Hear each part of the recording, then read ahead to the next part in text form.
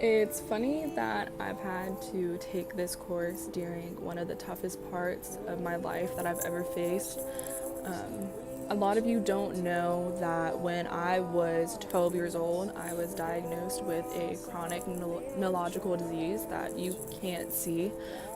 Looking at me, you'd think I'm just a normal person, but I face a pain 24/7, and there's no cure for it either. So my whole life is going to be kind of, fit around this. And it's really made me question my life and where I'm going to go from here and look into myself, because recently it has flared up and has become much more of a problem than it ever has before, and has raised a lot of questions that are scary and a lot of unknowns that you have to kind of work through. And in the beginning of this journey, I really relied on my autonomy phase. It was definitely bigger than any of my other phases in my life, just because I was dealing with it, on my own, and was in denial that I was sick and that I am going to be sick and that I had to change all these things in my life. And I just felt really alone and didn't think that anyone would understand what I was going through, because not many people struggle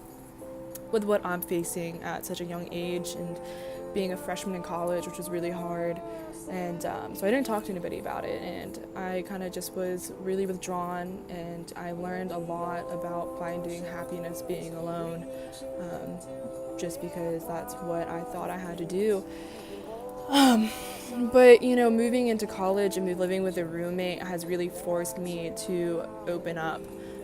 And then especially when this beginning of the semester, I was in the hospital a lot, so I was missing classes. So I had to explain to my teachers why I was missing classes and tell them and let them know that I'm sick and that's why I'm missing. And I had to open up to my roommate and learn to ask for help, which really built my fellowship phase. And now I can proudly say that I'm using that a lot more than my autonomy phase. And it's also just made me more of an open person, and it has really let me be able to show people that I'm understanding and how strong I am, and it's given me more of a voice, which is something I felt like I didn't have.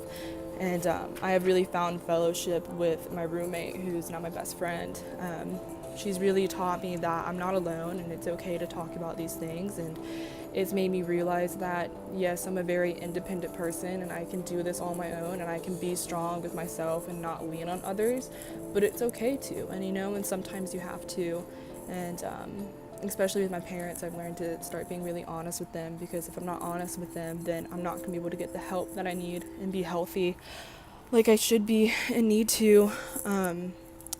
And it's really just made me have to work on my conflict styles. I use avoidance management a lot, just because I'm a little bit in denial of my current situation and I don't want to face it.